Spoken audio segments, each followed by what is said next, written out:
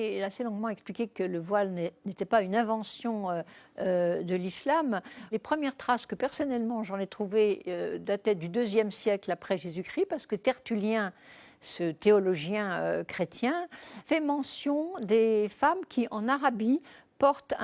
des voiles très longs et très enveloppants qui, dit-il, ne laissent voir qu'un œil. Et le plus curieux, c'est que ce théologien donne ces femmes, qui sont des païennes, bien sûr, on est très loin encore de la naissance de l'islam, il les donne en exemple aux chrétiennes pour dire, vous voyez, ces femmes, elles ne sont pourtant pas chrétiennes et elles préfèrent se priver de la moitié de la lumière plutôt que de montrer leur visage, qui est une cause de péché pour l'homme qui les regarderait avec concupiscence. Les islamismes ont considéré que un véritable islam devait revenir absolument aux origines, à la vie du prophète, aux paroles du prophète, les hadiths, et conteste au fond toute possibilité, alors que c'est essentiel à l'histoire de l'islam, d'interpréter en quelque sorte le Coran et les hadiths,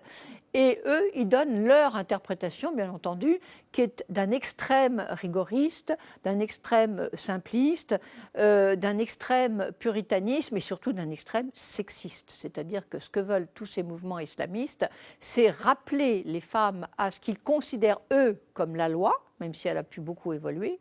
et par conséquent, rattacher le port du voile à leur statut personnel, c'est-à-dire à leur droit familial, qui est un droit très inégal par rapport à celui de l'époux et qui implique la possibilité de la répudiation, de la polygamie, bien sûr, la différence de droit par rapport aux enfants, etc. Donc, si vous voulez, il ne faut pas prendre le voile comme un élément vestimentaire simplement, mais comme une pratique sociale associée à une doctrine religieuse extrêmement précise qui signifie la mise sous tutelle des femmes.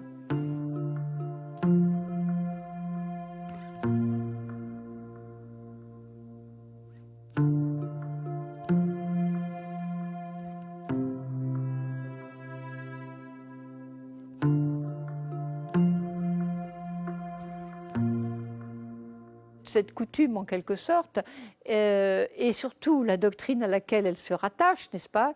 est profondément inégalitaire. Et par conséquent, elle est contraire à nos lois, elle est contraire à nos institutions. Et donc, autant il faut, je pense, montrer dans ce pays un formidable respect, un respect tout à fait naturel, normal, pour toutes les religions et notamment la religion musulmane, mais ça ne peut pas être une intégration pour notre pays démocratique, républicain, égalitaire, ça ne peut pas être une adoption pour nous d'une inégalité de droit entre les hommes et les femmes. Ça, c'est pas possible. De toute façon, on ne l'interdit pas dans la rue. Notre pays ne va pas imposer à ses citoyens ou ses résidents exactement la manière de s'habiller. Mais c'est une naïveté incroyable, en même temps, de vouloir dire on porte le voile par liberté, parce qu'en réalité, c'est quoi? C'est le droit de se soumettre, c'est le droit de dire oui, je veux me soumettre. Il n'y a pas de banalité du voile, ça n'existe pas, ça n'est pas un foulard, ça n'est pas un bout de tissu, c'est un emblème, c'est un symbole, il faut savoir ce qu'il signifie. Il a toujours signifié la mise sous tutelle des femmes.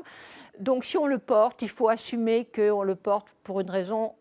non seulement religieuse, mais il faut bien comprendre que dans cette religion, c'est pas par rapport à Dieu qu'on porte le voile, c'est par rapport à la conjugalité, c'est par rapport aux hommes. Il faut comprendre le voilement des femmes comme un geste masculin d'une tradition extrêmement sexiste et ne pas dire non, je porte ça comme je porterais un chapeau à plumes, non.